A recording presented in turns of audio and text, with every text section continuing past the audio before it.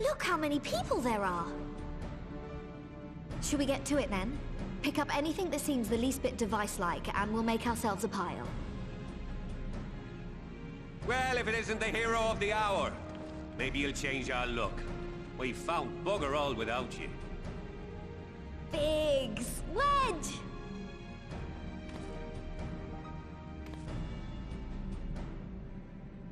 Aye, aye. Well, we could hardly say no to a call for aid from the Scions. Jesse called it the chief of some other business, so we'll be working twice as hard to make up for his not being here. Thrice as hard, even. Thank you, both of you. I'm sure we'll find that beacon in no time.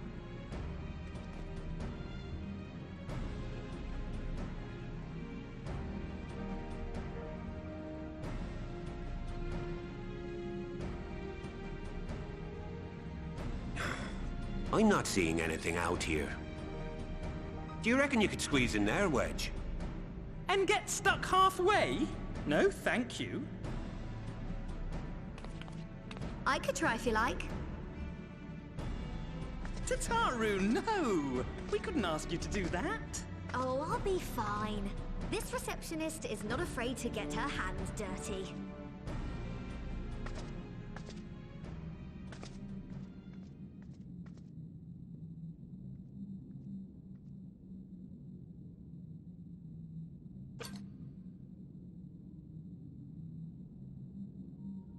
Sorry, I meant to say, the scholars haven't finished their preliminary assessment of the site yet, so we're not supposed to venture too far in.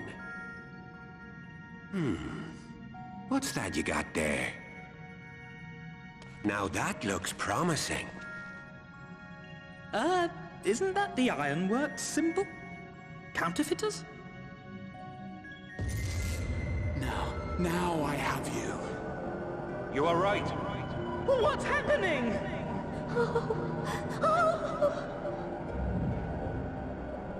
Stay with me. Focus on my voice. Let expanse contract. Eon become instant. Wait, this must be it. The device. Oh, this is supposed to happen. Throw wide the gates that we may pass. Oh, safe journey, warrior of light. Find our friends and bring them home.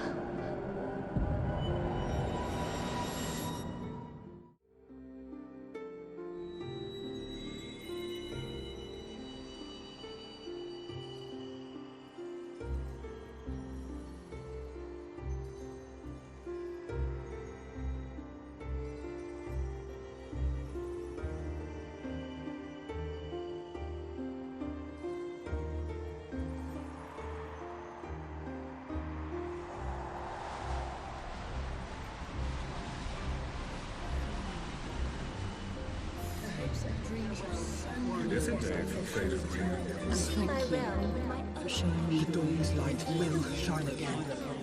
Oh, do not look at me so. You're slaves to a tyrant! There's no freedom in that! This is one battle you cannot fight. Away with you! I must say your spirited accounts always come to no conclusion. We did everything right! Everything that was asked of us, and still it came to this!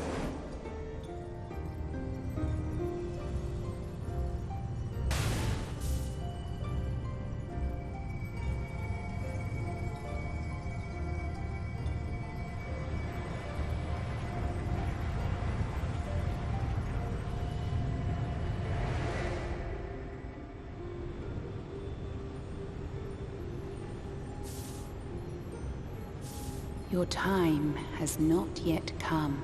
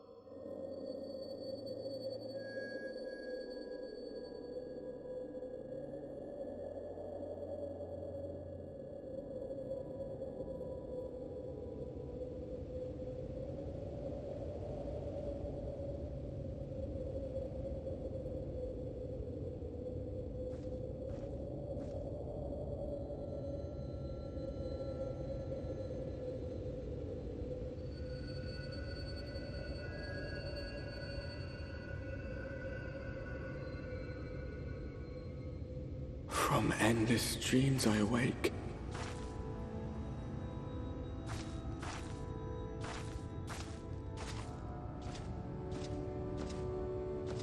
Something vague, yet urgent, calls me to action once more.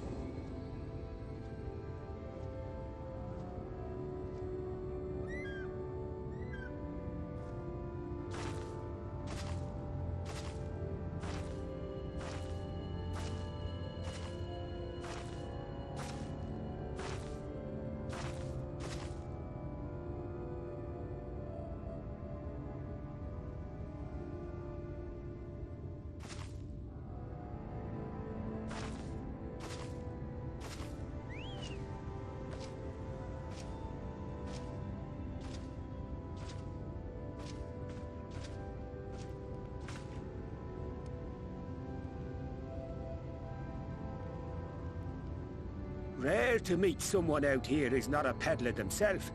What brings you into the wilds this time of night?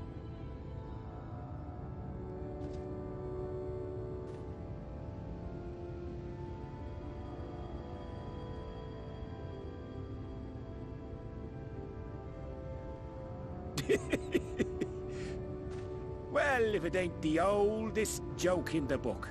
Me granddad, God rest his soul, used to tell that one to the barman at kicking out time.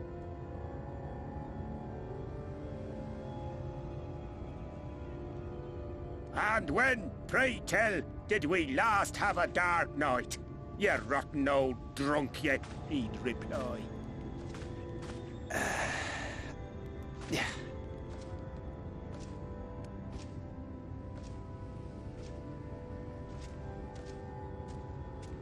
Over 100 bleeding years ago, that's when.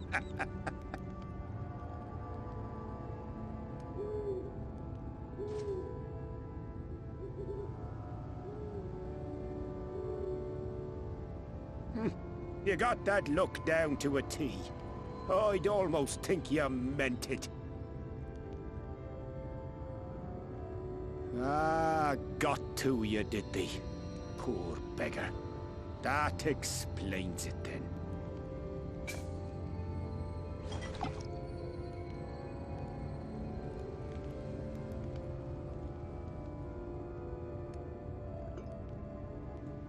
Well, I've roads to travel and wares to sell, but you best hurry along to the town nearby. Just head east through the trees and aim for the Shining Tower. You'll find the place soon enough. 'Tis the biggest settlement for malms around. Go on now, friend. They'll take good care of you in the Crystarium.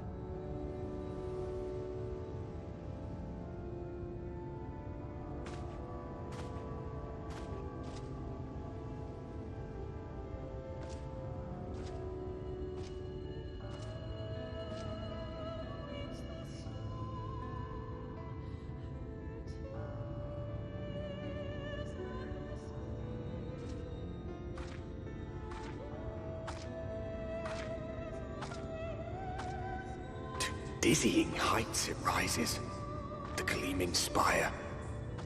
Its tip threatening to pierce the blinding canopy. There, it will all begin anew. Between dark and light, the pure and the corrupt. The one true struggle.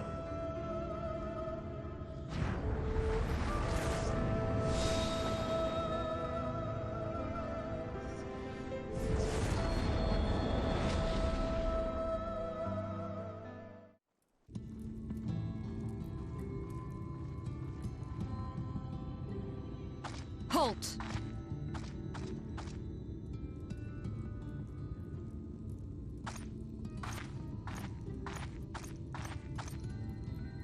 Every face in this city I know. Yours, I do not. This is the threshold of the Crystarium, stranger, and I am its gatekeeper. If you would enter, you will answer my questions.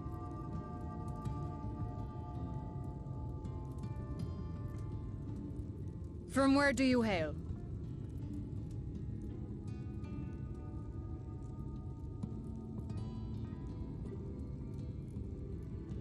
The source? What is this cryptic nonsense? Had you given me an honest answer, I would not have barred your way. We care little here for a person's place of origin. But instead, you chose concealment. And I will not suffer you to pass.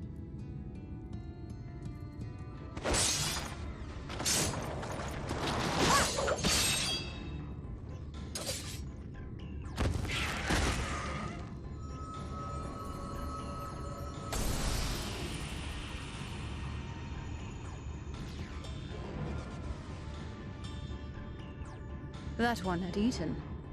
It must have gulped down the whole hand, ring and all.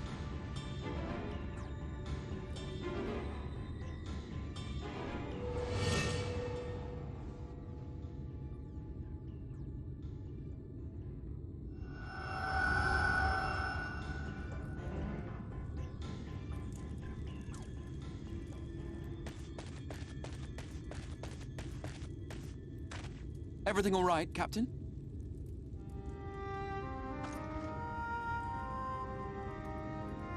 Quite all right, my lord. Just a stray sin eater, and a weak one at that. I see. Weak or not, we should be on the lookout for more.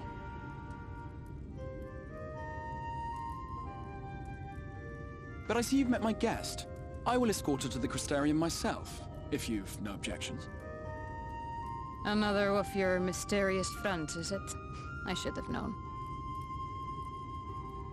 Very well. I'll inform the others your guest is to be given the run of the city.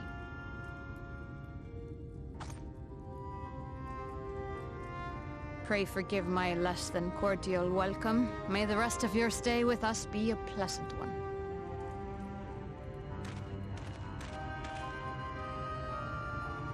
Come with me. I will answer whatever questions you have when we are somewhere more private.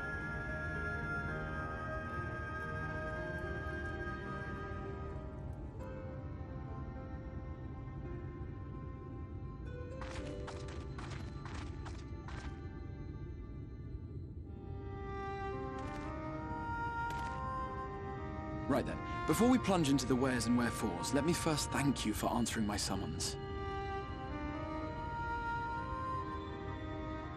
I had intended to bring you directly to my personal quarters, but I fear my aim was slightly off. That you are still able to make the crossing unharmed is a great relief. And so, we come to the question of where. The realm in which you now find yourself belongs to one of the 13 reflections, or shards. The first, to be precise, even if its inhabitants are largely oblivious to the fact. As to wherefore, having been awarded the rather grandiose title of Crystal Exarch, I, in my capacity as caretaker of the Crystarium, thought to seek the aid of you and your companions.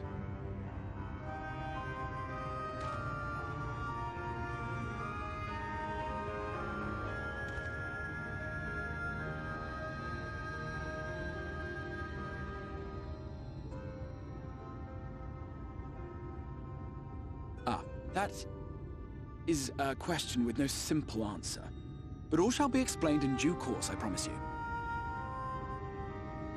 Let us begin with the glaring skies up above.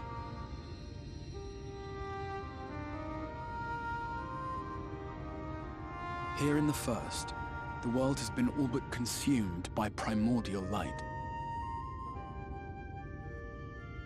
It began a century ago, by this realm's reckoning. A luminous flood swallowing everything in its path. More than 9/10 of this star was lost. And the fortunate few who survived are hounded by abominations born of that catastrophe even now. Sin Eaters, we call them. The creature you saw earlier was one such monstrosity.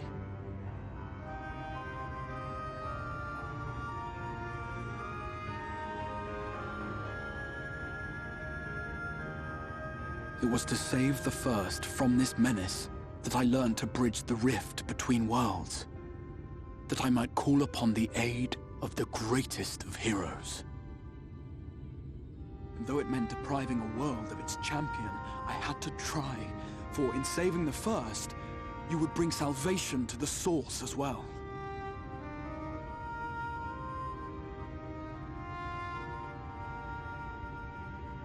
But what manner of host harangues his guests in the middle of the road?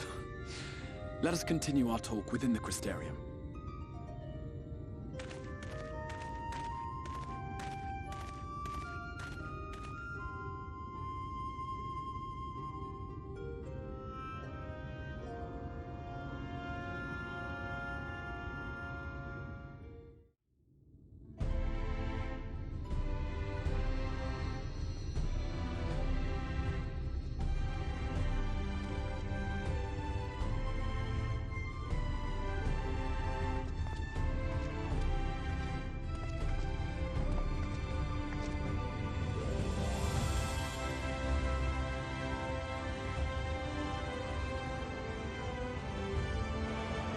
Such a proud and vibrant city.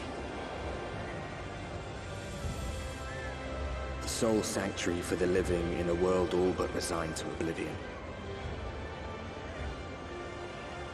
Each stone was laid with hope. The town itself a symbol, a monument to defiance in the face of death. No would-be hero could fail to answer its call. For who among us does not yearn for salvation?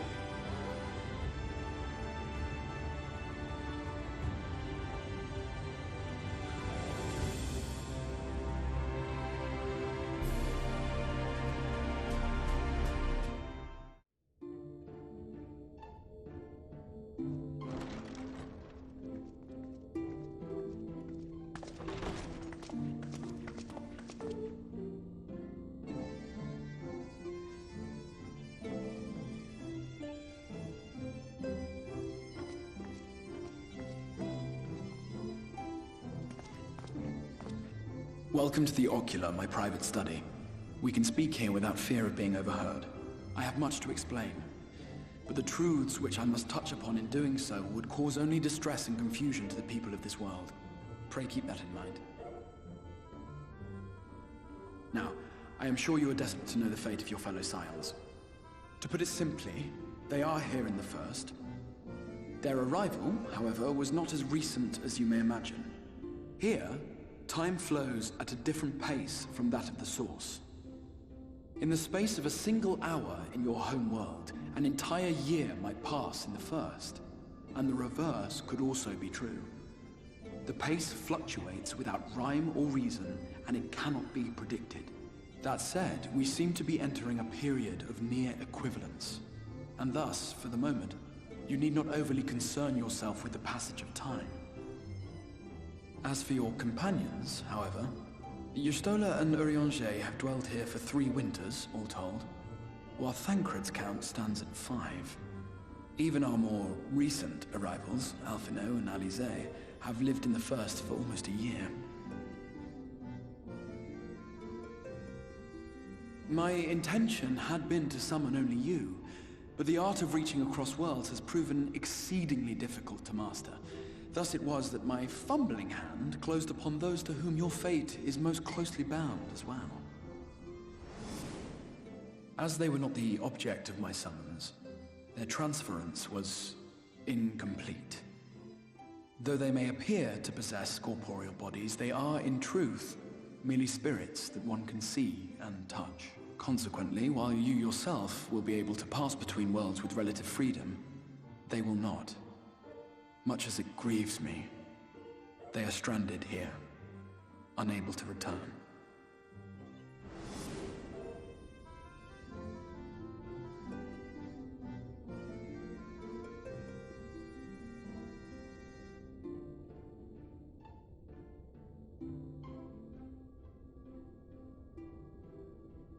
We spent every waking hour searching for a way to reverse the summoning.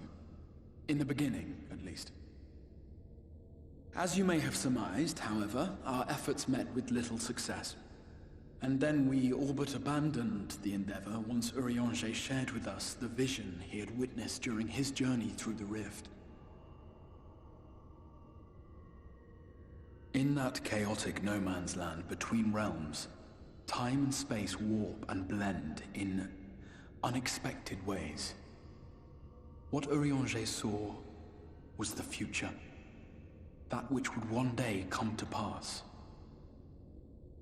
In his vision of tomorrow, the first was rejoined with the source. This collision of worlds brought about the 8th umbral calamity and the deaths of countless multitudes. Amongst those who perished, Urianger clearly saw the fall of the Scion's mightiest champion. He watched you die.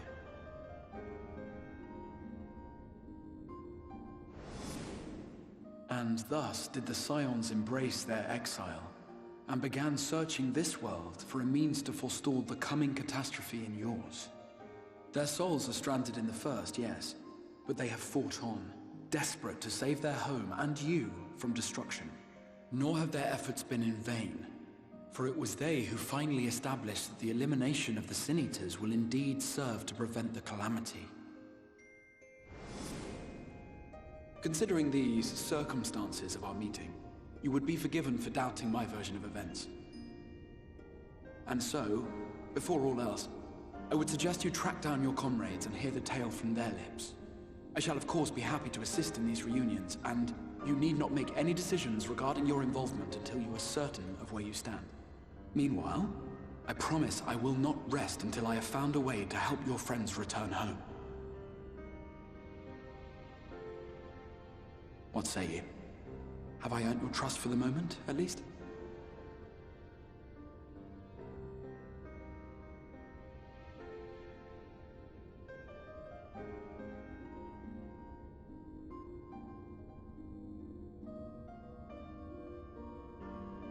Excellent. You will not regret this. With that settled, we shall have to see about getting you ready for the road. Traveling across the rift has no doubt left you weary. I will arrange for a room where you might rest in comfort. While it's being prepared, perhaps I can show you around.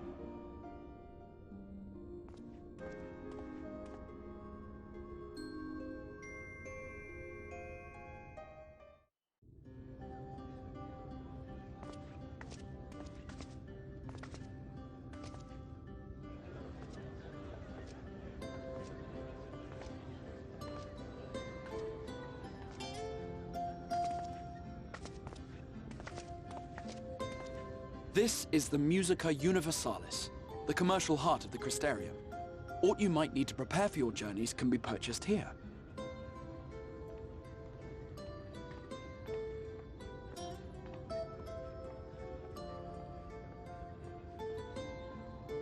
Ah, yes. You must be curious about the currency. Fear not. The gil you carry will serve you well enough. Each nation once minted its own coins, but 'twas all a jumbled mess following the flood. After much debate, the local merchants eventually elected to revert to the old ways, wherein a coin's value was decided by the worth of its metal. As for a unit of measurement, we agreed upon the term gil, a word borrowed from coins uncovered within the Crystal Tower here. And as our traders peddled their wares across the land, so too did our usage of gil become common practice. From what your stola tells me, a standard coin from the source equates to exactly 1 gil here, or near enough not to matter. Our way of life has benefited greatly from the artifacts we recovered from the tower, some of which may be familiar to you.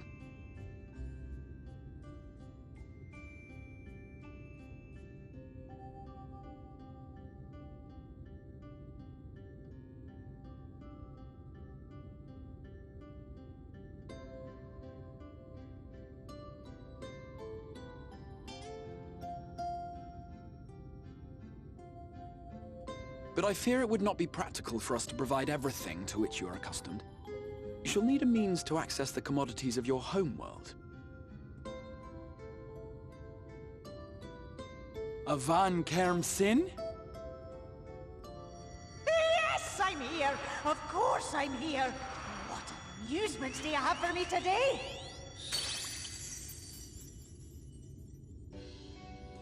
My dear Feo Ul, paragon of pixie kind.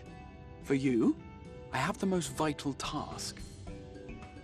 This fine lady is a friend from a distant realm. and we have need of a means to ferry things back and forth from her home. Might you be able to assist us in this matter?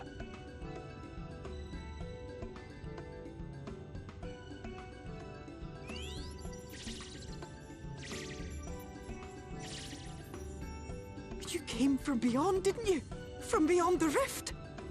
How wonderfully exciting! What a brave and reckless and marvelous thing you did! You've the heart of a pixie, you do. After careful consideration, I have decided to grant you my assistance. Make a pact with me and the fun can begin. But answer me this, traveler. Did your garments come with you when you crossed over? Your teeth? Your nails?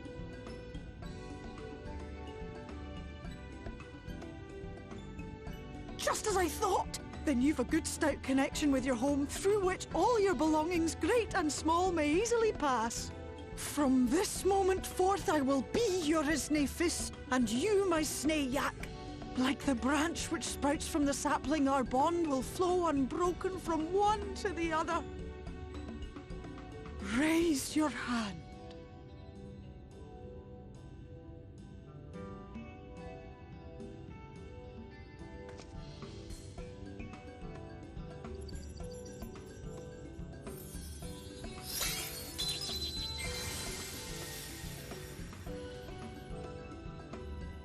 Tis done. We are bound now, dearest sapling. Come then. Make your request. Tell me your desire. I wish to visit this world of yours. Mayhap a message to your friends in the Source to inform them of your safe arrival.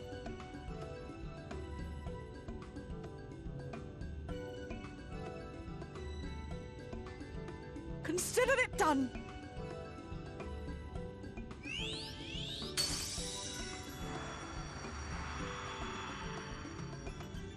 As you heard, that was Feo Ul of the Pixies. Their kind possess an affinity for magic akin to that of arcane beings. They rarely show themselves in populated areas, but Feo is insatiably curious even by Pixie standards, and seems to have taken a liking to the Crystarium. Right, we were going to organize a room for you, weren't we? Come along.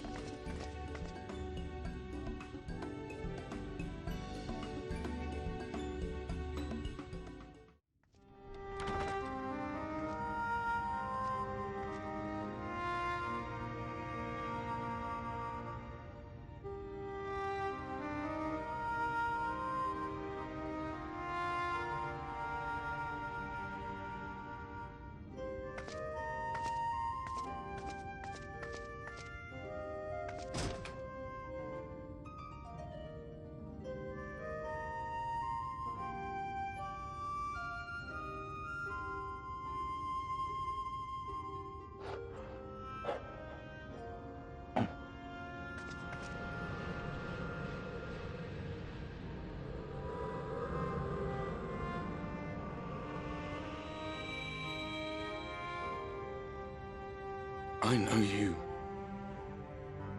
You're the warrior of light from the Source.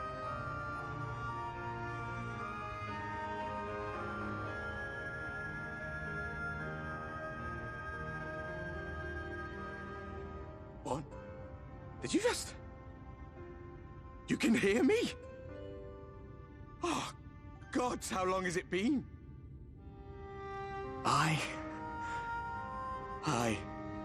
That was what I called myself in your world. The Warrior of Darkness. My real name is Ardbert. I used an alias in the Source, a daft one, looking back. If you recall my tale, it was my comrades and I who caused the flood. We thought our home doomed. And so we listened to the Ascians. Let them guide us to the Source, and try to hasten their goddamned ardor. I remember when we fell, defeated by you and yours. I remember our audience with Minfilia, how she listened to our pleas and returned our souls to the First.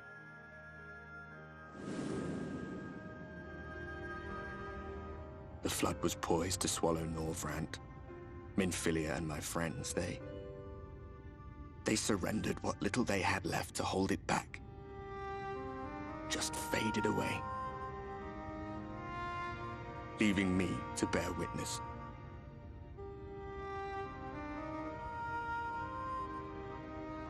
Tell me, do you know the year? How much time has passed since we caused the flood?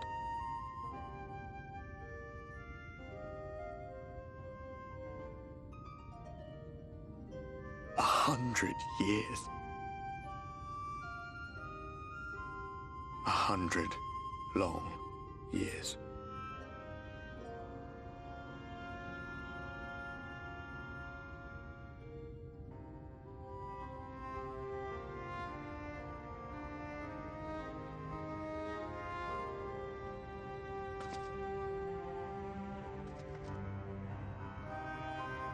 My hands find no purchase.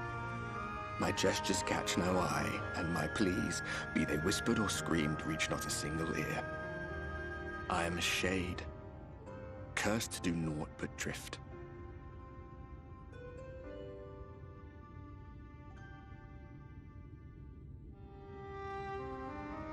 I feel as if I've been walking forever. I hardly noticed when my mind and body began to fray at the edges. Bang! My senses were sharp again. I felt like a fish being reeled in, and before I knew it, I found myself in this room. Why is it that you can see me? What are you even doing here, come to that?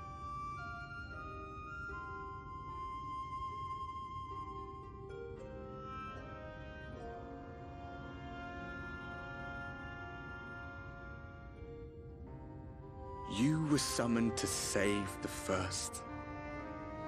A waste of time.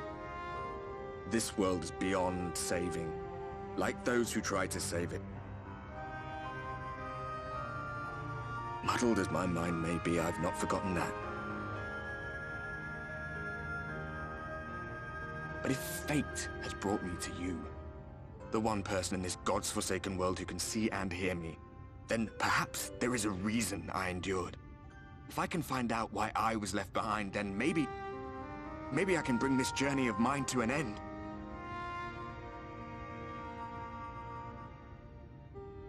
Well, I'll be watching, Warrior of Light.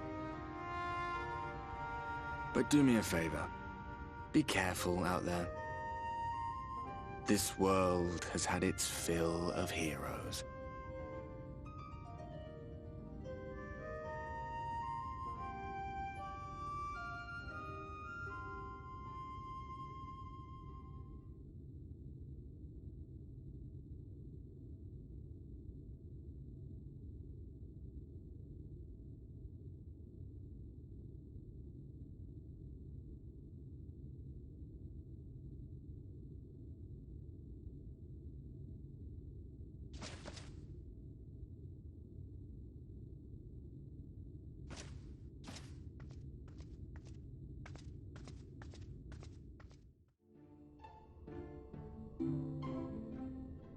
Ah, how did you find your new quarters?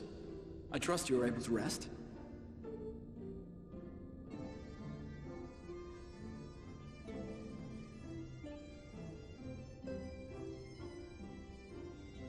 That is good to hear. Should you want for anything, pray let me know. Now, let us return to the subject of the Scion's whereabouts.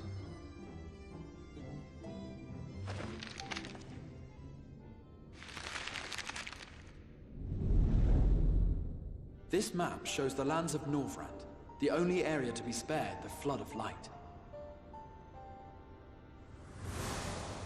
The Crystarium is here, in the region known as Lakeland. To the north is the fairy kingdom of Il-Meg. That is where you'll find Urianger. To the east lies the once prosperous civilization of Rak-Tika. Your Stola is stationed there, in the heart of the forest. Alas, neither location can be reached without considerable difficulty. As such, I would suggest you first seek out one of the twins. each of whom is stationed but a short flight from the Crystarium. Alphino is on Calusia, an island off the western shore. It is home to a city called Yulmore, where the rich and privileged while away their days in idleness. For his part in furthering our cause, Alphino journeyed there to meet with the citizenry and forge alliances. From what I hear, he has since kept himself busy gathering information around the main settlement.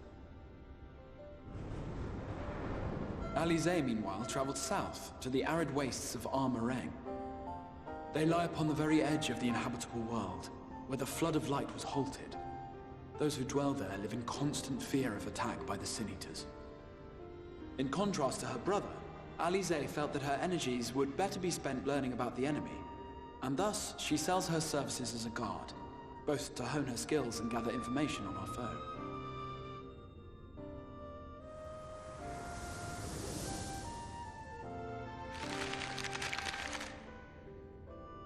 So, will it be Calusia or Armorang? It matters not which you choose to visit first. Simply inform me once you've made your decision, and I will see to it that you are provided with a suitable mount. Ah, but you must be wondering about Thancred. He has taken up with a new companion, and is presently engaged as a wandering hunter of Sin Eaters. Being ever on the move, his whereabouts are often difficult to ascertain, but I am certain your paths will cross ere long.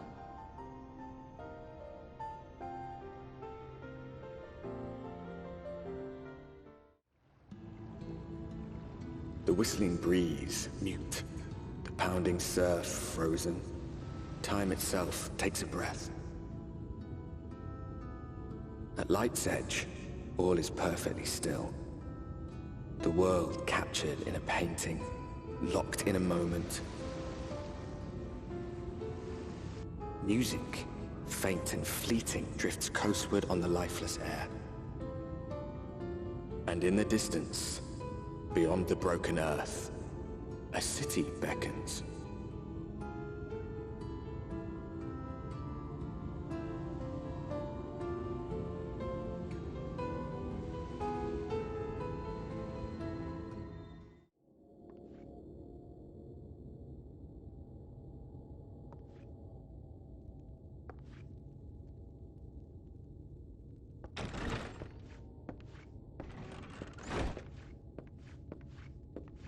And how is business today, Mistress Theva?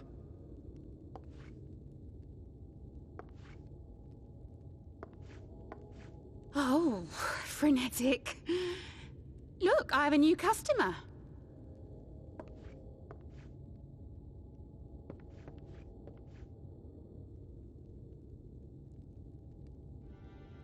Tis good to see you, my friend.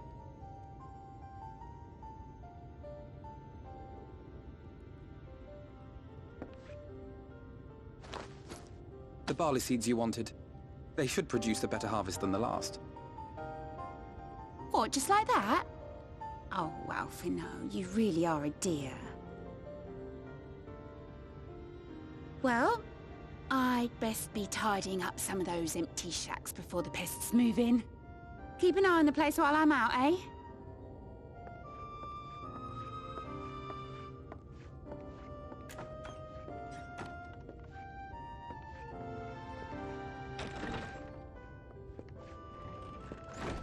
It seems an age since last we spoke. Not since the prisoner exchange in Doma. And Yotsu. It has been even longer for me, of course, if you count the days I've spent here. The time has only added to the relief I feel seeing you safe and well.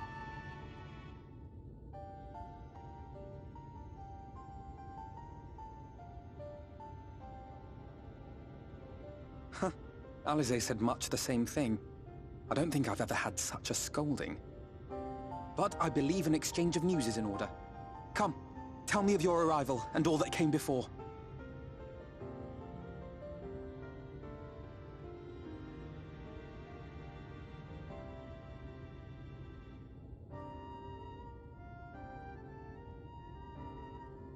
I see. Both the Exarch and Alize told me what they knew of events, but I had stubbornly clung on to the hope that all-out war might yet be avoidable. And poor Tataru. She must be sick with worry.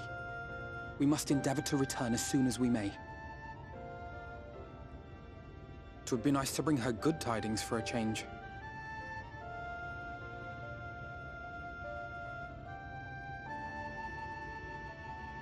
But before we bid this world farewell, we must first ensure that it is not rejoined to the source. We must prevent the 8th Umbral calamity. Urianger's vision of the future has, I fear, every chance of coming true. By his description, the catalyst for the calamity was a formless and deadly weapon employed by the Garlean Empire.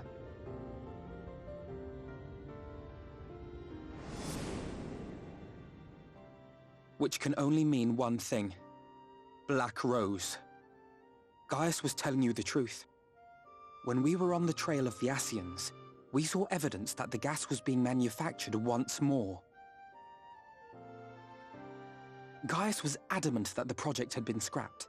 But so long as there are wars to be waged, there will always be those determined to win by any means.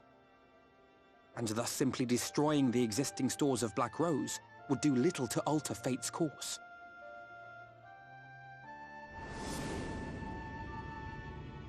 In that sense, our involuntary journey here to the First was something of a boon. Together with the Exarch, we've developed a theory as to how we believe the rejoining will be set in motion. I'm sure Urianger himself will cover the subject in more detail. But I can tell you the process requires that both worlds, the Source and the First, be facing an existential threat. One being Sin-Eaters, of course. They are a menace that I would dearly love to remove, and not just to avert a calamity. I may be a stranger to this world, but I will not stand idly by and let innocent people be slaughtered.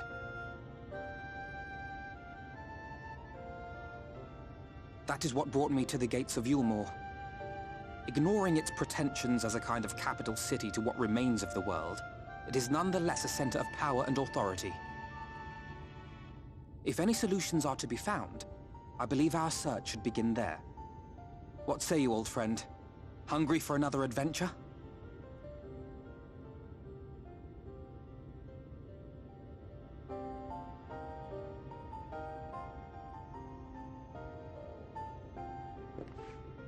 And so we take to the road once more.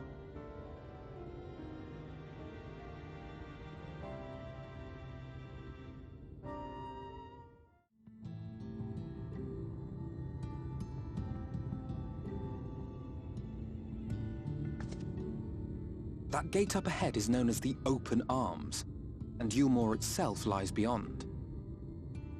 This, meanwhile, is the aptly named Gate Town, the dwelling place of the many desperate souls who hope to be chosen to live in the city proper.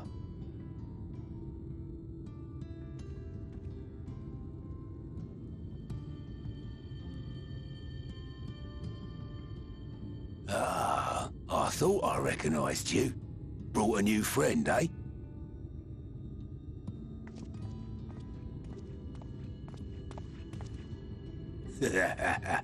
I'll bet you got a trick or two up your sleeve. Maybe even 3. Care to show me?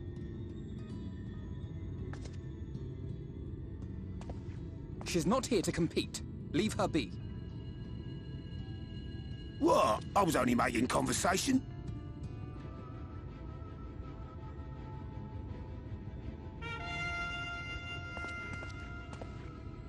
Ladies and gentlemen, your attention, please!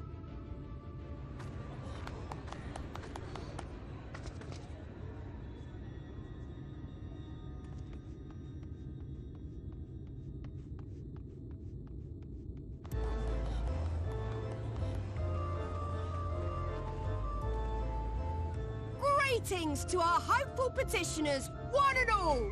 Yulmore extends its warmest regards. Let it be known that a lady of distinction wishes to dine on fish divine. We seek a master culinarian who can guarantee seafood perfection. Dazzle the matron with your delicious dishes, and life in the city will be yours to enjoy. Even on days when fish is not on the menu! Who among you will answer the call? Name yourself or another. We may not at all. Fish, is it?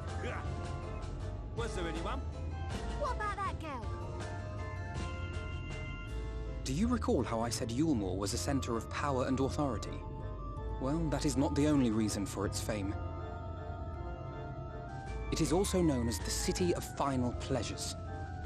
The noble and the wealthy who survived the flood gathered here to live out the rest of their days in decadent abandon. A poor man could sooner pass through the Iron Needle than Yulmore's gates.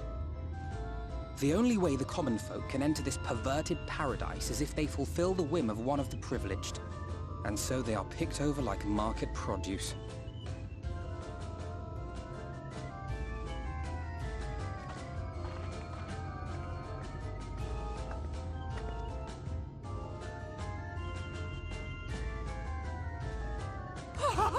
What a catch! We'll not be throwing this one back. Having seen your all too obvious charms, we welcome you with open arms. Come, join us in the City of Splendor and live out your life in an ecstasy of endeavor.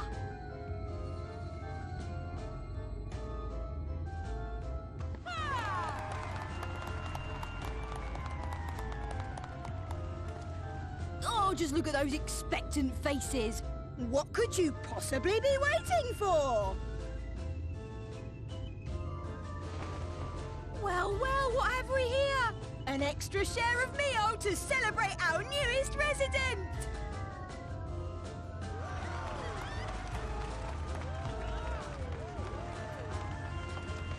For you!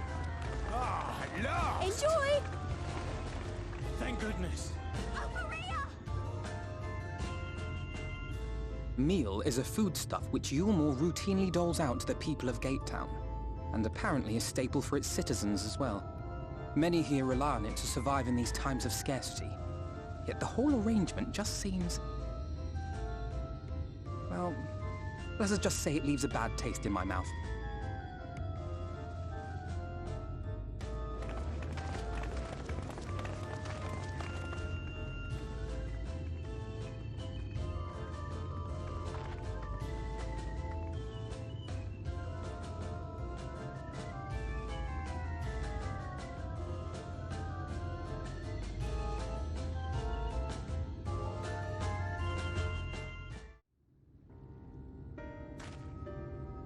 There you are.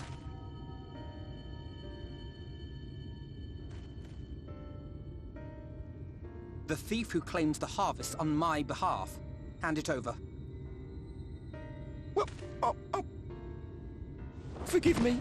I have to get into the city.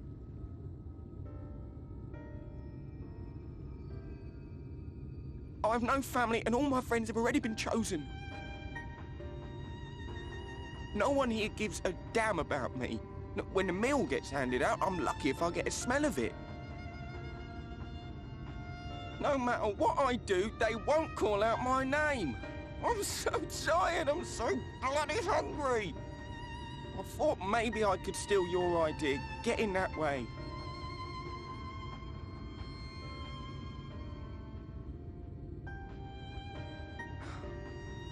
What is your name? Kai Shear. Tell me then, Kai Shear, must it be Yulmore or nothing? What of the Crystarium? They may not offer charity, but you would be fairly compensated for any work you did. No, it has to be Yulmore.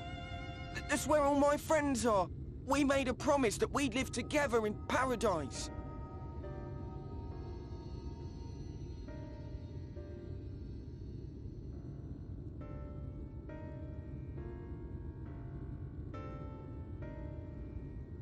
I was to make my deal with the Ondo at the Clave. Listen carefully, and I shall tell you my plans for the business, and how best to arouse the Yulmorans' interest. You'll give me your place? Just like that? I'm giving you a chance, nothing more. What comes of it is entirely up to you. I understand. Oh, thank you, thank you!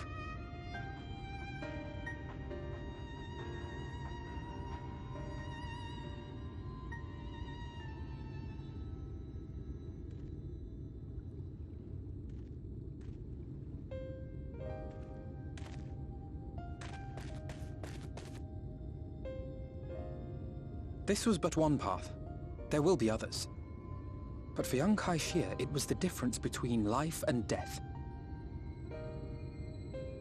I do not regret my decision, yet I will admit that a part of me wonders if it was for the best.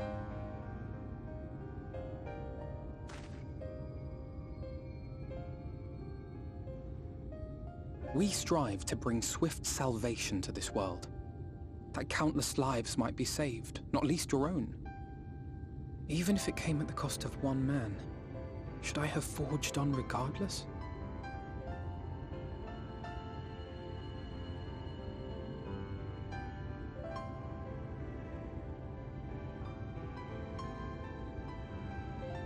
I suppose not. Were Estinian here, he would most likely scoff at my soft-heartedness. Same old Alfino, ever the slave to sentiment. But I thank you for your kind words nonetheless. Let us see to it that both these stories have a happy ending. Shall we return to Wright then?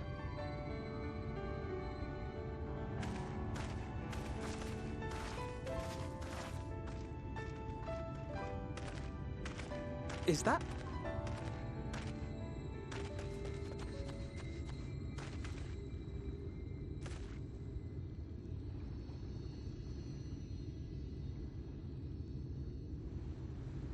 I can't be sure, but I think someone's in trouble.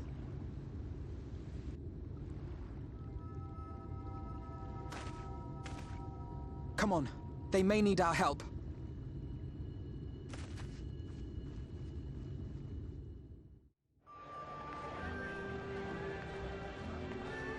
Redemption is beyond us.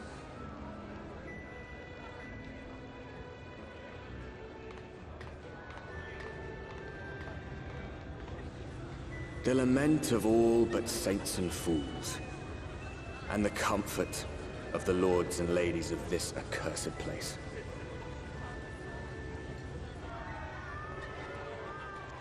Once they held fast against the madness, only to embrace the coming cataclysm and delight in the end of days.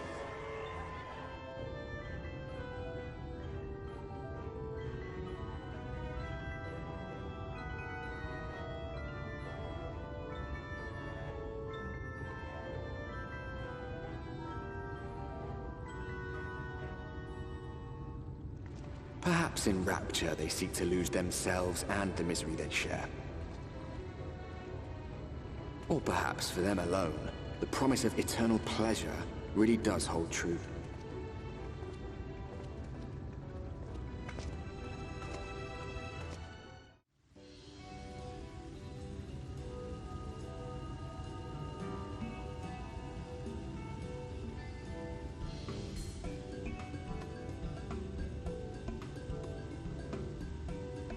Oh, who's this then?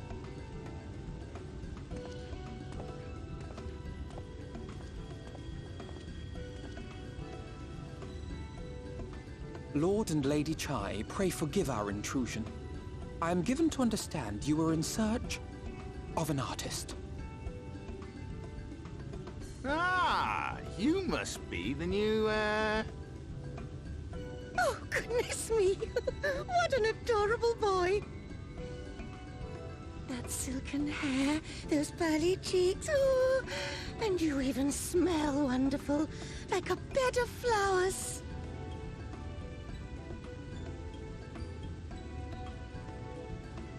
I approve of this one, dearest. I am positive he'll paint us the most delightful pictures. Yes. Well, as long as he paints better than that talentless wretch we sent packing last week.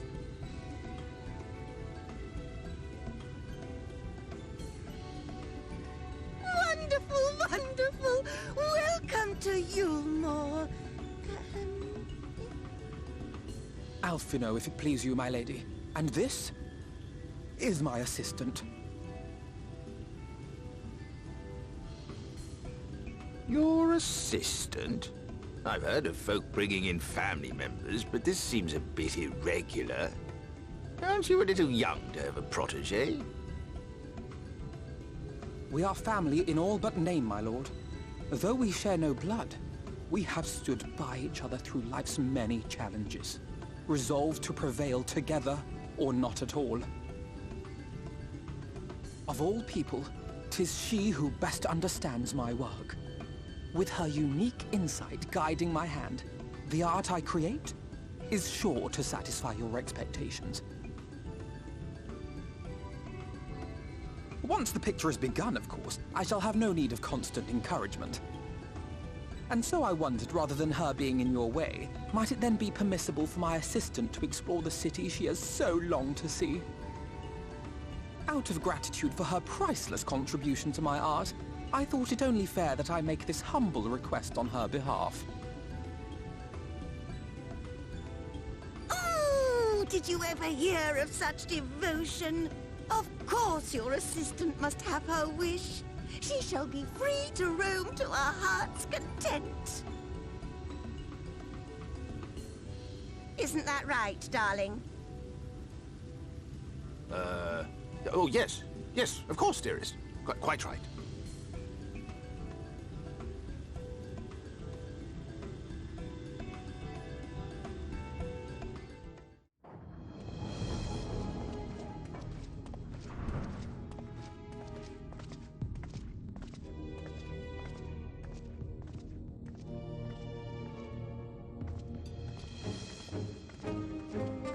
That's him.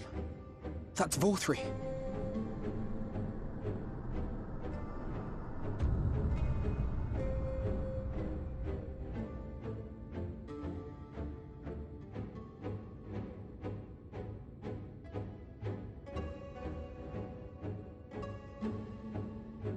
He's attended by sin eaters. But how does he keep them from attacking? Mercy! Mercy!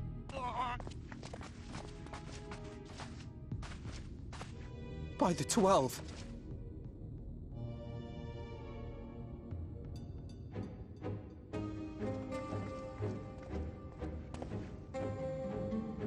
Kaishia, what happened to you? Who are these impudent louts? I do not recall requesting their presence. Lord Vorthri, what is the meaning of this? Why is this poor man bleeding to death on your floor?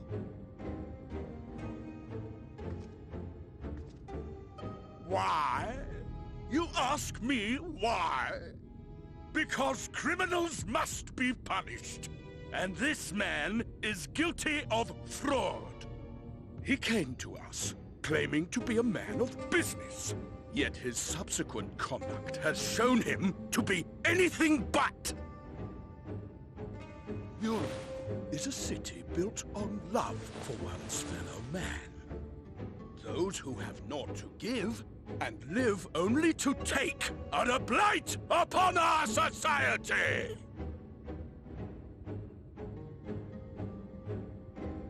To atone for this crime, I ordered that he fling himself from the balcony. And he had the temerity to weep. Please, my lord, anything but that. What then is a man of mercy to do? But offer the sinner another way to show his contrition. Another way? Meaning what exactly?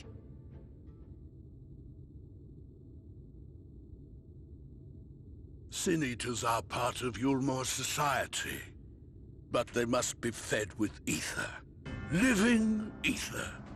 So, I demanded an offering of flesh, carved by his own hand, from his own hide. And still, he could not do as I asked. A wholly unsatisfactory performance. It is true that Kaishia won his place here by fraud. but his actions were driven only by a desire to share in your paradise. That you would cast him out, I could almost accept. But to humiliate him thus? To demand his very life? Is this truly the way of Yulmore?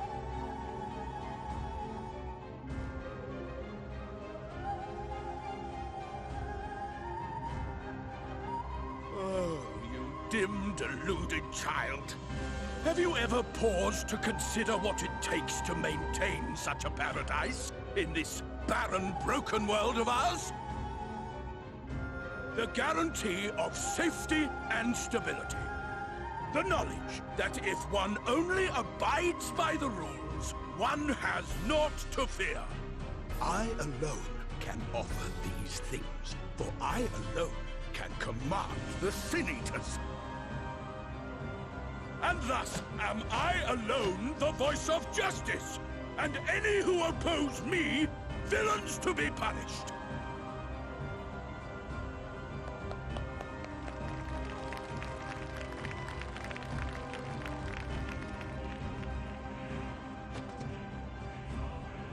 And people call this paradise.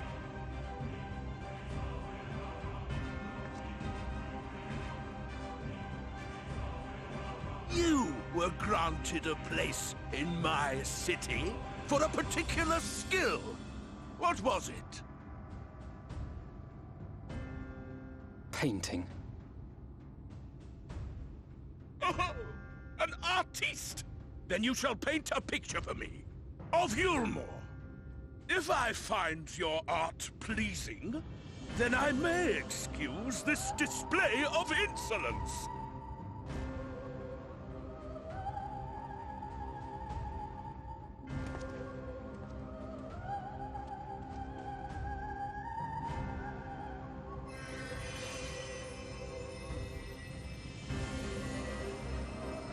Who gave you permission to tend to that criminal's wounds? I told you to paint me a picture!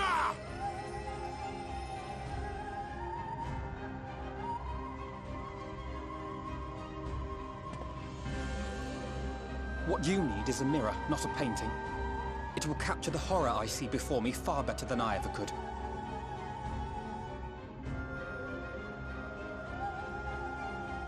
Can you walk? I think so.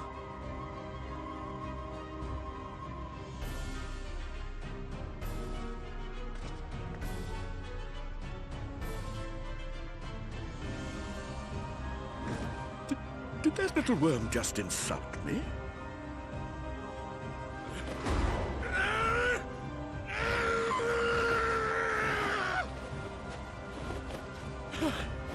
I'll kill them! I'll kill them all! I'll enslave their minds! I'll torment them! Torture them! Then tear out their hearts!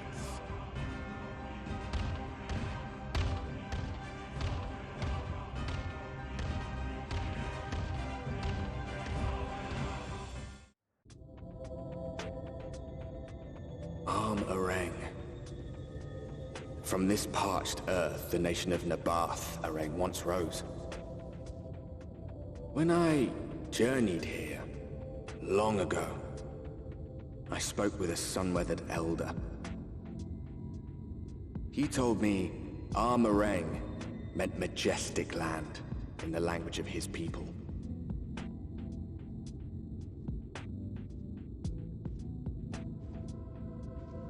And so it might still be, were it not for the light's unrelenting onslaught.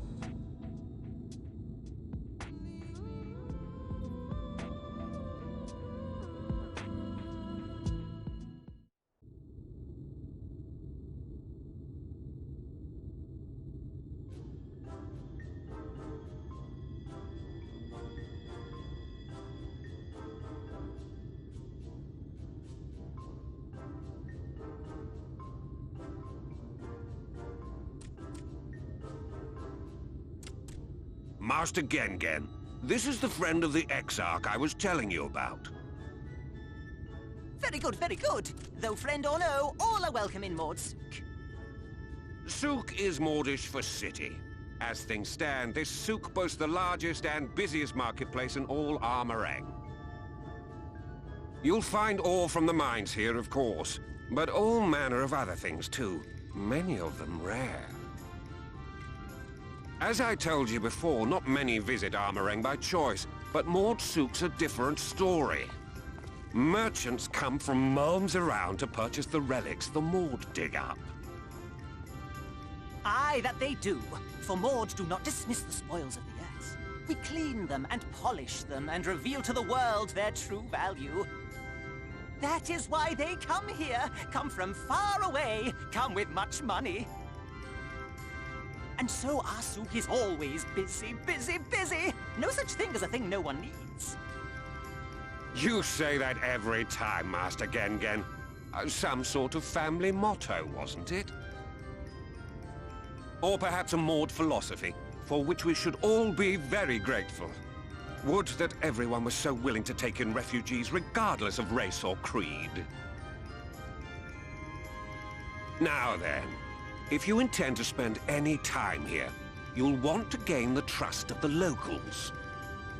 And there's a little custom all newcomers are expected to observe. The cracking of the coin purse. You buy one thing from the market. Price can be low or high, just as long as you buy. As the good Maud says. In fact, the Exarch sent a little something to cover this very expense. A Verbert gold piece, no less. The first I've held in years. Verbert gold?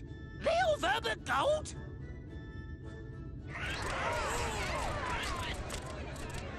Here, newcomer, crack your coin purse with me.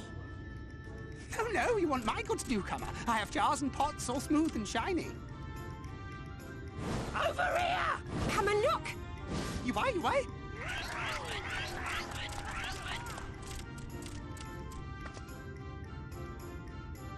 Enough of that! Calm, I say! This one must still journey through the barrens. Nothing bulky, nothing heavy, no pots! Nothing better for the road than a full belly. Spend that piece at Ronron's place, yes? Eat for 3 before you leave.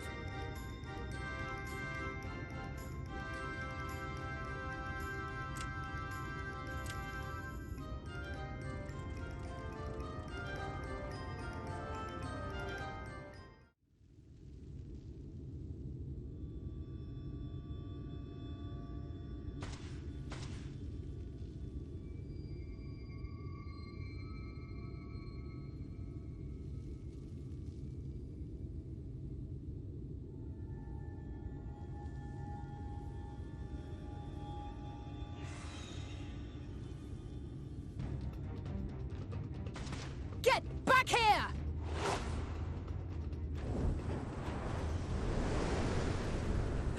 Is that... It can't be.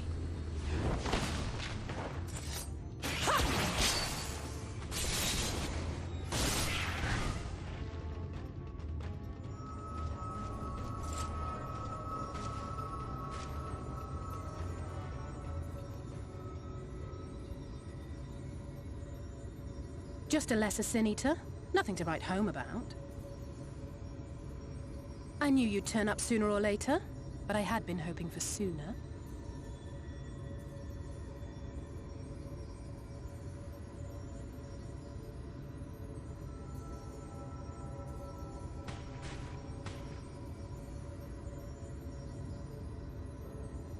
How are you?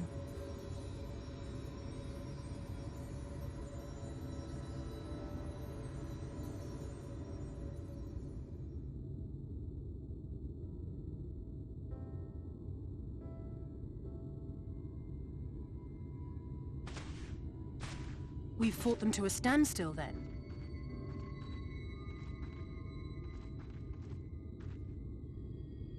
The Exarch did say that the Empire seemed to have drawn back when he last looked in on the source. But without knowing for sure how fast time was passing there, I couldn't help worrying that a lot might have happened since then. I'm heartily relieved to hear that it hasn't, just as Alphino must have been. As you can imagine, both he and Urianger were desperate to hear the news from home when I arrived.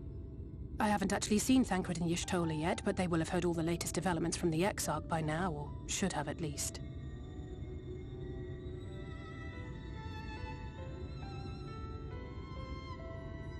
When I think of how frantic Tataru and the others must be, I want nothing more than to rush back and reassure them.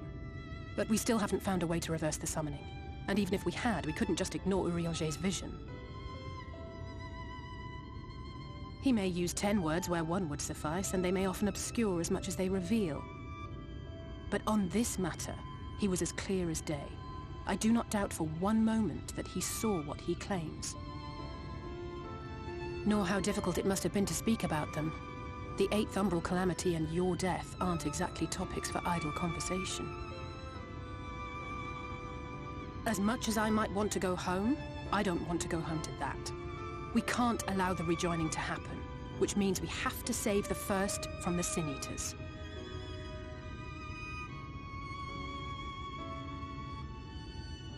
That great wall of white is a remnant of the Flood. 100 years ago, the balance in the First tipped decisively in favor of light.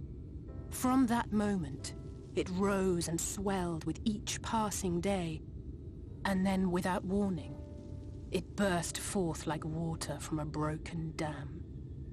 A colossal wave of pure light, drowning everything in its wake. Only Norvrant was spared. For the most part, living things are composed of ether of various different aspects. But when exposed to such a flood, their etheric harmony is shattered, and their natural form breaks down.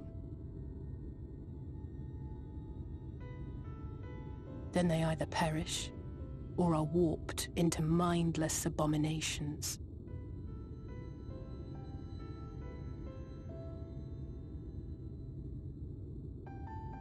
Yes, that's how the Sin Eaters came to be. They were once living creatures, or people, that were caught in the path of the Flood. Once the change is wrought, there is no going back. In that instant, they are gripped by an insatiable appetite for ether, and will happily gorge themselves on any living thing within reach. But even that is not the worst of it. The stronger Sin Eaters can plant light in us, like seeds in soil, corrupting our ether, and triggering the birth of new monstrosities. They are creatures of base instinct, that exist only to feed and to multiply. They feel no pity, know no remorse, and are utterly deaf to reason. Which is why they must be destroyed. Every last one of them. The infirmary is full of the Sin Eaters' victims, left here to spend their final hours waiting for the change to overtake them.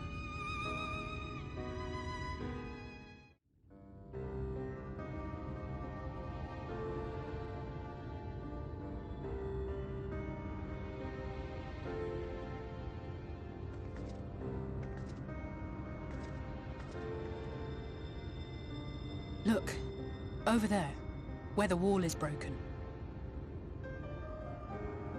Do you see what lies beyond? That's what the land became after the light flooded in. An empty white nothingness.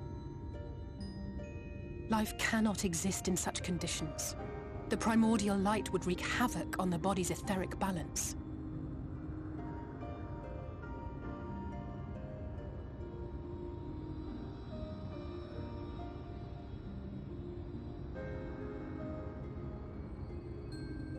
That nectarine you bought.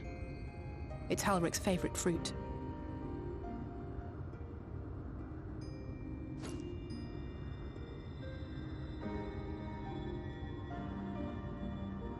Most of the patients, Halric included, survived the attacks of powerful eaters. But their fate was sealed all the same. The monster's corruption has entered their bodies, and their very essence is being subsumed by light.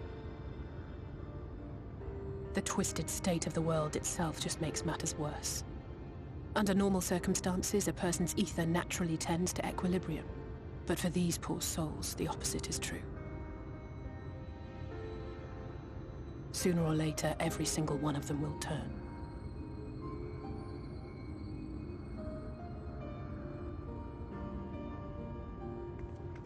Tesleen and the patients, they all know this. They know what has to be done before the change goes too far, before the eater within takes over.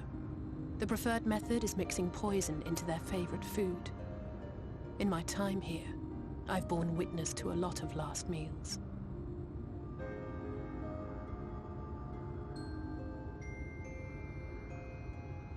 I feel just as helpless as before. No matter how hard I fight, it's never enough.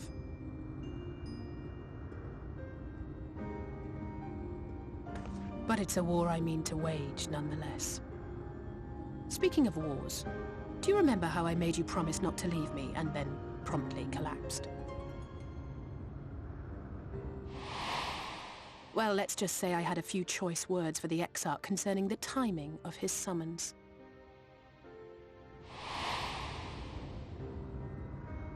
But even if the fault lay with someone else, I couldn't shake the feeling that I'd abandon you on the battlefield. So I swore that I'd make up for my absence there by making a difference here. And that's what keeps me moving forward, even when things seem hopeless.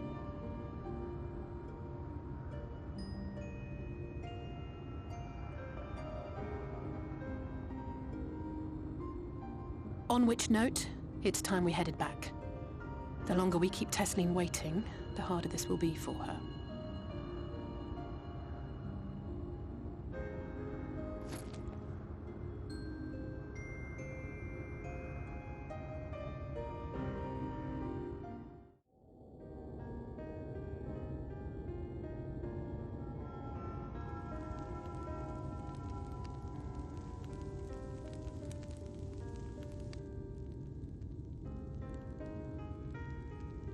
Speak up if you'd like another helping. I made a little bit more than usual today. And you've added something special to the broth, if I'm not mistaken.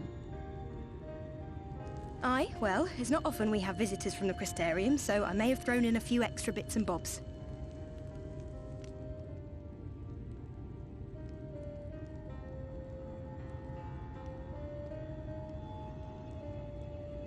Oh, it's nothing, really. And we do so rarely have guests.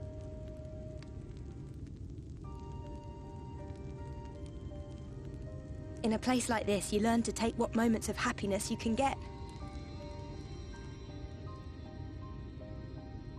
I remember when I first came here with my mother. She was showing the early signs.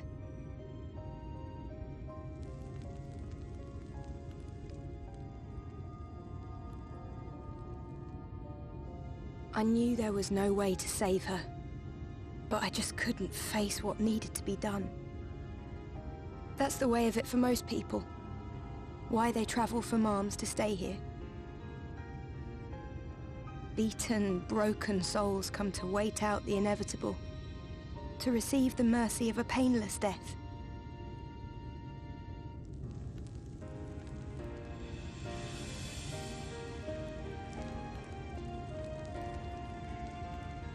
When my mother finally left this world, I was mad with grief, but also thankful that her passing was a peaceful one.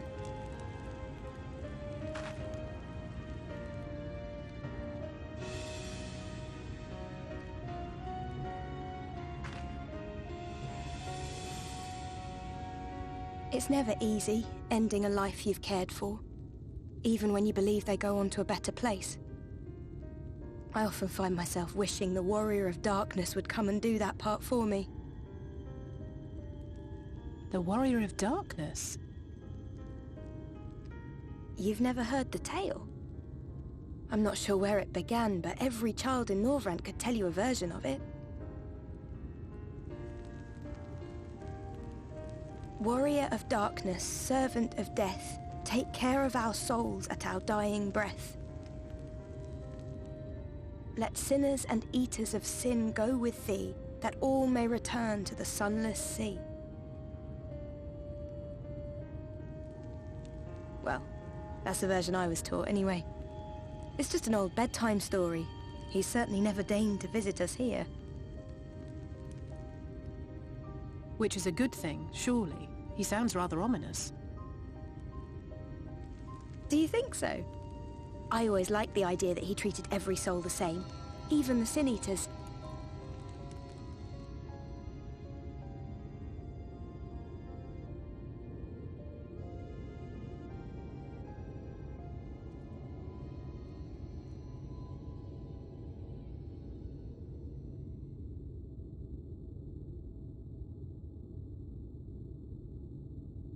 They're coming. Desleen!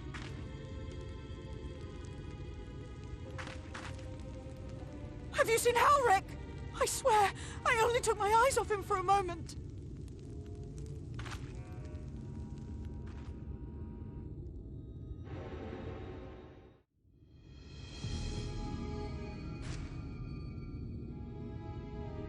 Any sign of him?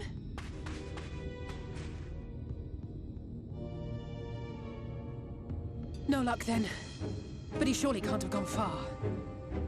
We should keep looking. The Sin Eaters are out in force, and if we don't find him soon, you can be sure they will.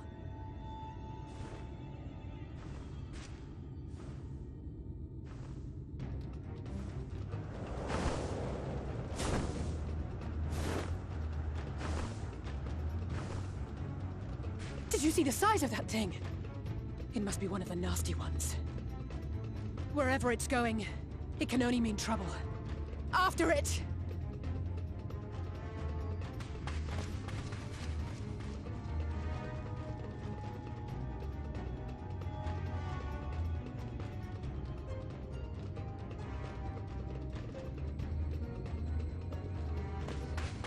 There it is! Is that... Oh no!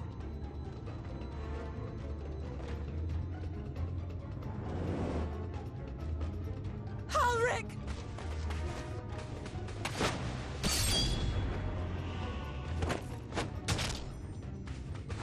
We have to run!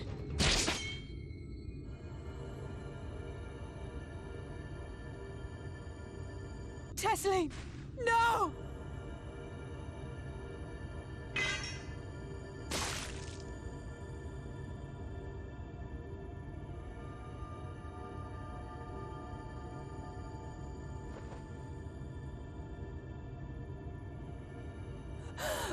We all deserve happiness, wherever we can find it.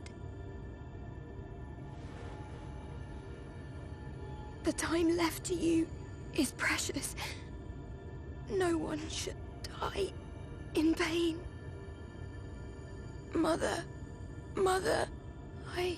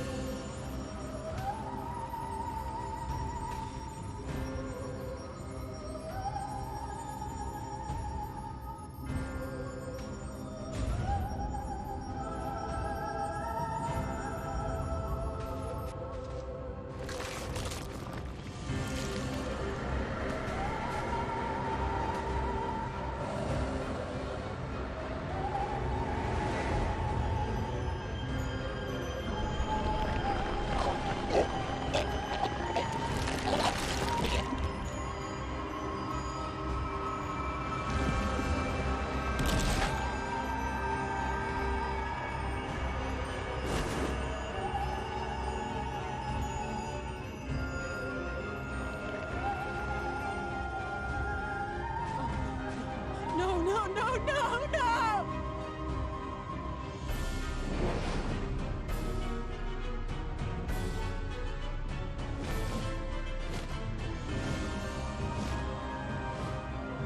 Forgive me, Alice.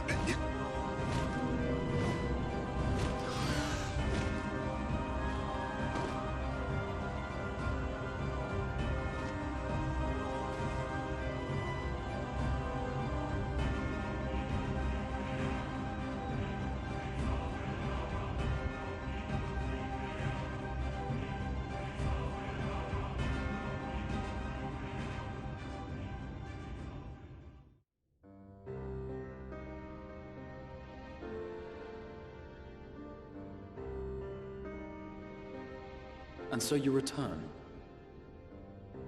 Have you gained a better understanding of the crisis now faced by the First?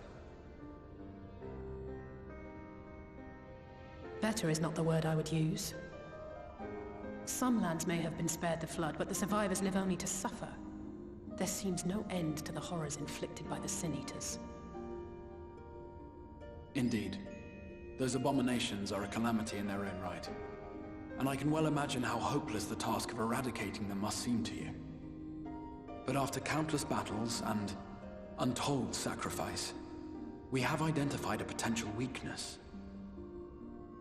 Sin Eaters are drawn to serve the strongest of their kind, a class of creature we call Light Wardens. And from what we have been able to ascertain, only a handful of these entities exist. Just as an ant colony will perish in the absence of its queen, we believe that the death of a Light Warden will cause the lesser creatures within its sphere of influence to disperse. I have a feeling Yulmore might have something to say about any concerted action we take against these monsters. Vorthra's command over the Sin Eaters is integral to Yulmoran society. In seeming to guarantee his people's safety, it guarantees their obedience. He will not take kindly to us depriving him of such useful allies. Agreed.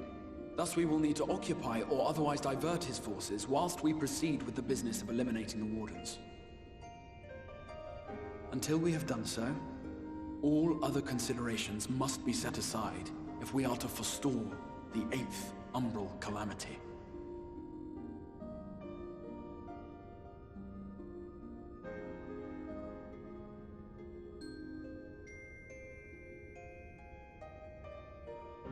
Your uncertainty is understandable, given the circumstances. Perhaps a more detailed explanation is in order. To begin at the beginning, then.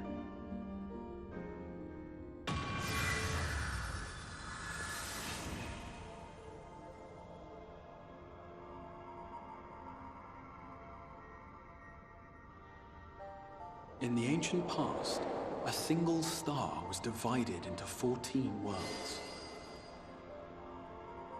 This is the source, your home. These others are the 13 shards, in whose number we find the first. Though physically separate, they retain a connection to each other, and with the source especially. Now, let us assume that a given element in one of the shards attains abnormal ascendancy. Just as water will flow from the highest point to the lowest, the excess energy will begin trickling into the source.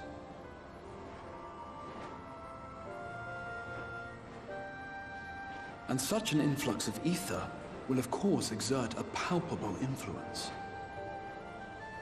If the element in question were fire, then drought and wildfires might ensue. If it were ice, one might expect the weather to turn bitterly cold.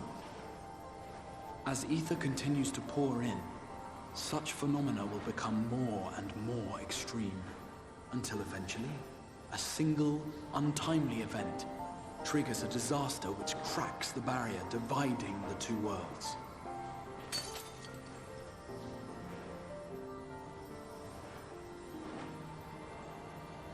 What was once a trickle now becomes a deluge, sweeping the shard along to be rejoined with the source.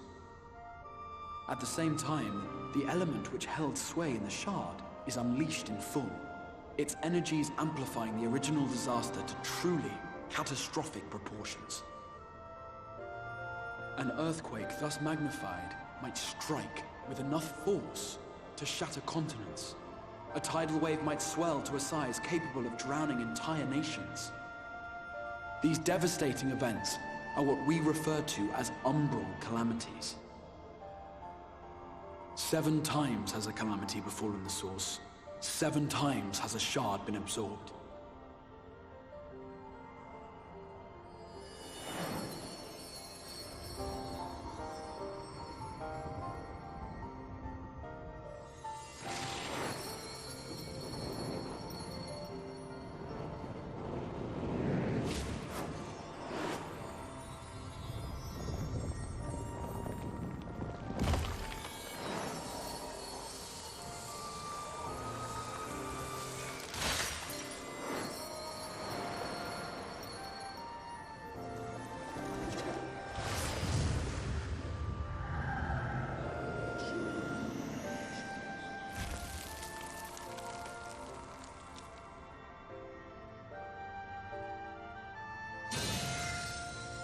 present, the light-drowned realm of the First stands perilously close to meeting the conditions for a rejoining.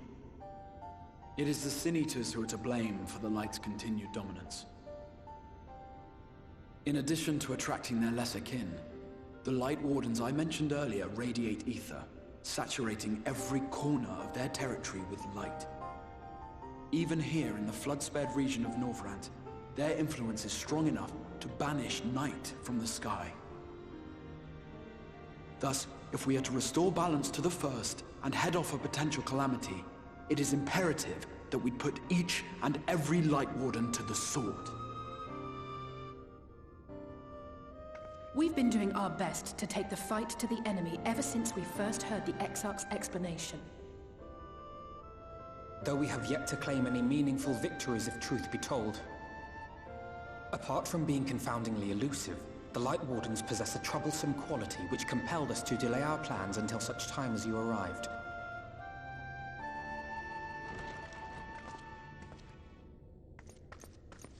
Forgive the interruption, my lord, but Hallminster Switch is requesting reinforcements. They say the Sin Eaters are attacking in force, and the village could soon be overrun.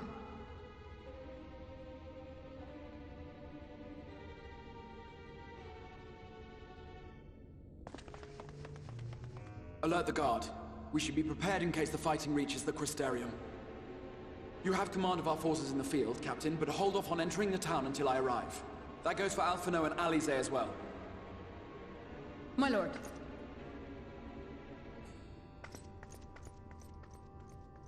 Pray, lend us your strength. Such a fight will provide you with far greater insight than any explanation I could offer.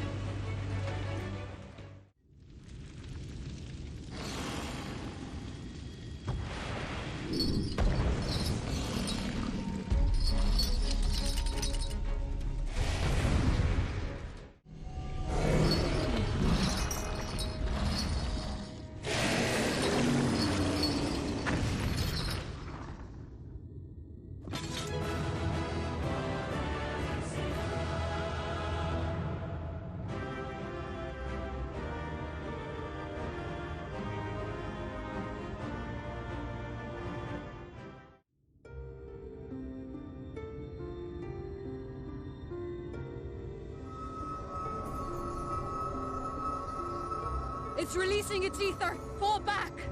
We cannot let it touch us! Quickly, my lord, we must withdraw! That will not be necessary, Captain. Though I appreciate your concern. The eternal light of these creatures has confounded us for nigh on 100 years. For each we have put down, another has risen up in its place, born of the self-same ether relinquished by its predecessor. But now we have a way to contain that corruption.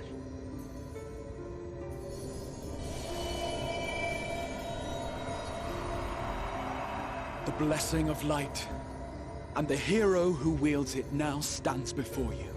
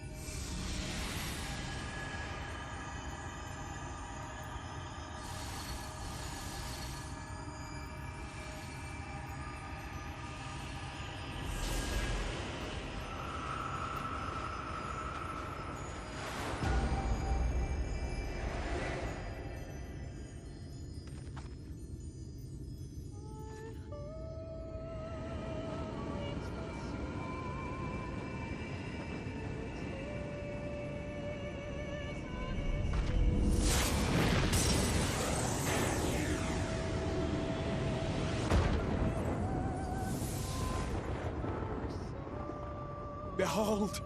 The monster's power is broken, and the world, twisted by its touch, returns to its rightful form.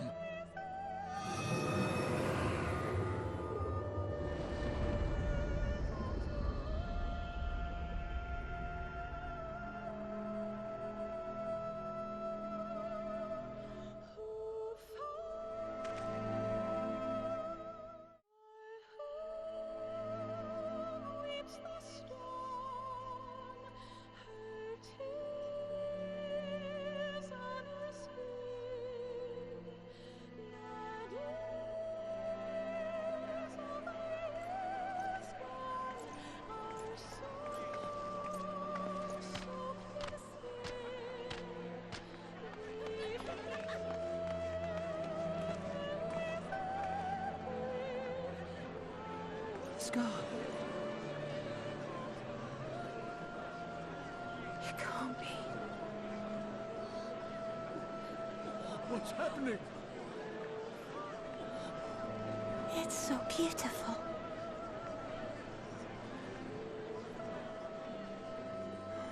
The sunless sea. The warrior of darkness has come.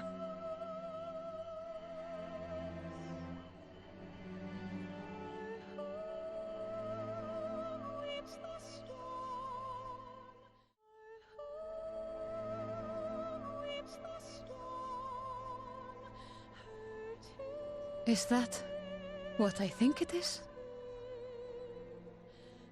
The night sky. As it should be. Who are you people? You killed a warden, then bathed in its ether as if it were a spring shower, and now the sky? The legends are true.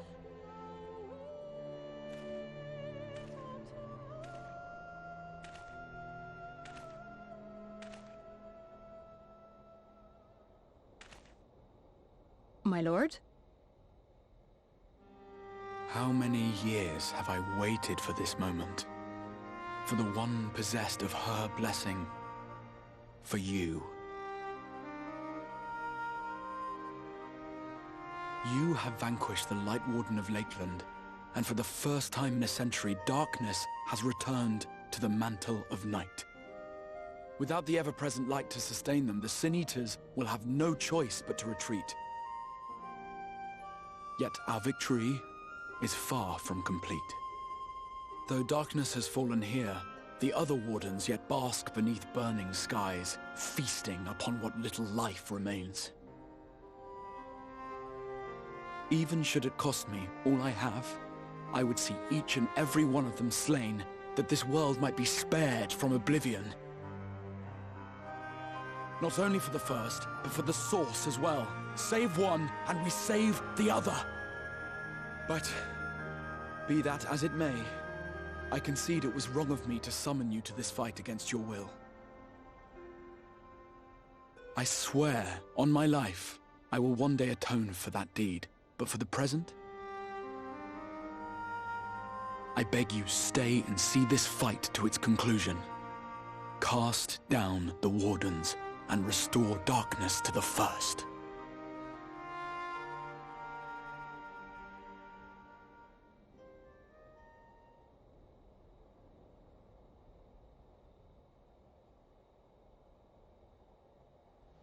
On behalf of the first, I offer you my deepest thanks. I understand there is much at stake here, Exarch, but why do you risk yourself so readily? It must have been a dangerous drain on your ether to summon even one person across the rift. I do it for my people, of course. To give the Crystarium the tomorrow it deserves. That is true now, yes, but the city had yet to be built when you first called forth the Crystal Tower. I'm simply curious to know what prompted you to commit yourself so completely to this particular course.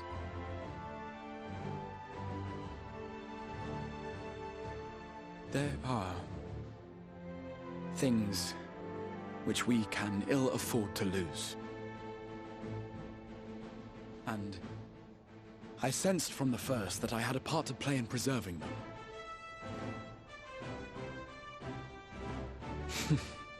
Forgive me.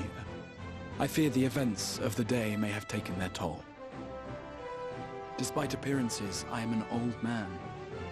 One burdened with many difficult memories, some too painful to recall. Well then, I'm sorry for pressing you. It's a family failing, I'm afraid. One which has served us well more often than not. Needless to say, we will continue to fight at your side until the last Sin Eater is defeated. Come then, my warriors of darkness. Let us gather the surviving villagers and make our way back to the Crystarium.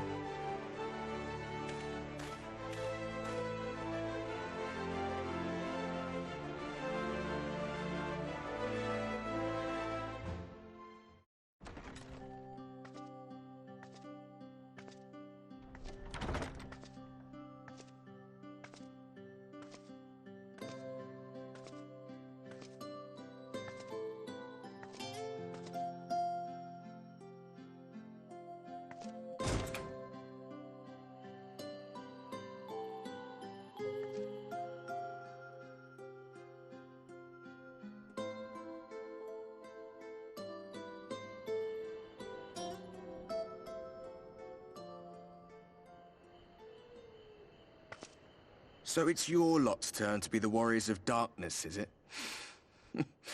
It's funny how things work out.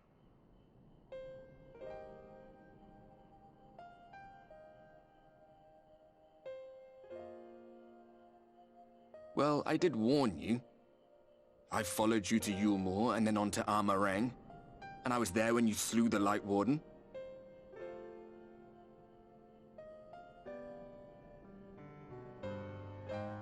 Those white-haired twins who were with you. I remember them from our battle in the Source. Are they your friends then? Through thick and thin?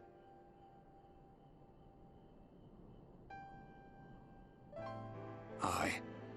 Then I suggest you keep them close. It's when you charge ahead trying to save someone else that you end up losing those you love.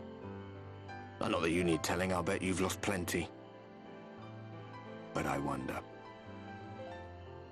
what will it cost you this time? I don't remember when it was that I learned regret wasn't worth the bother. You get numb to it all over the years. The lost comrades, the broken promises, the abandoned principles. Just more nagging burdens to ignore.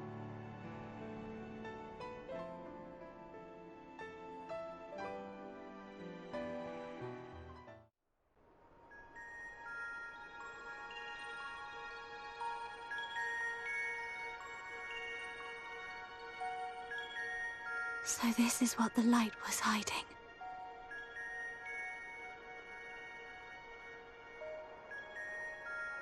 She's here.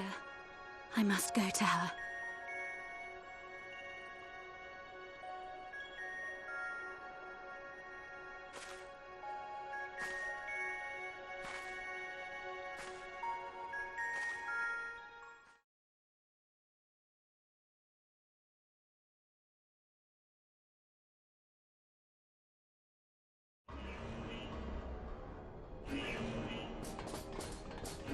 Intruders! Fan out and find them!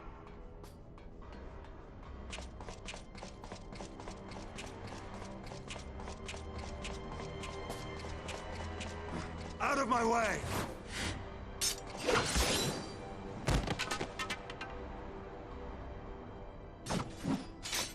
Stay your weapon. We are not your enemy.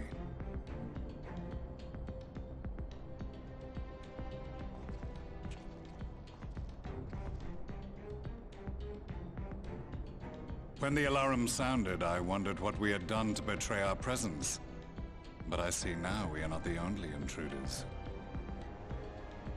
Sir Estinian, I presume. The dragoon who plucked the Warrior of Light from the jaws of death?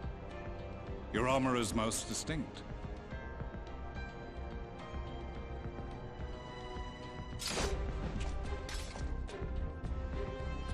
Much as yours once was. But even without it, I see a former legator still has eyes and ears in unexpected places. Van Baelsar, in the flesh. Though I understand you prefer Shadow Hunter.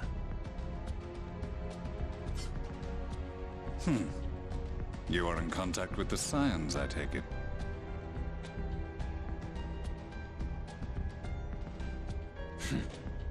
Through no choice of my own.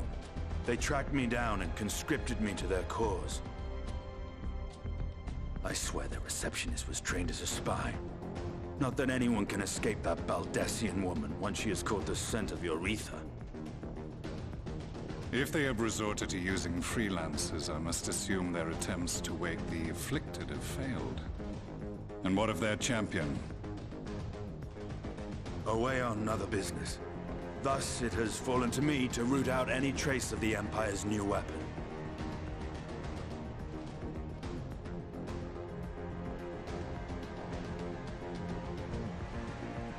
If it is Black Rose you seek, you are too late. My people have already completed your mission here. Yet this is but one factory among many. When they caught wind of our efforts, they built additional facilities to ensure production continues unabated. There will be no one left in the lands they conquer. No citizens to conscript. No skills to exploit. Nothing the Empire needs. And they will call it victory.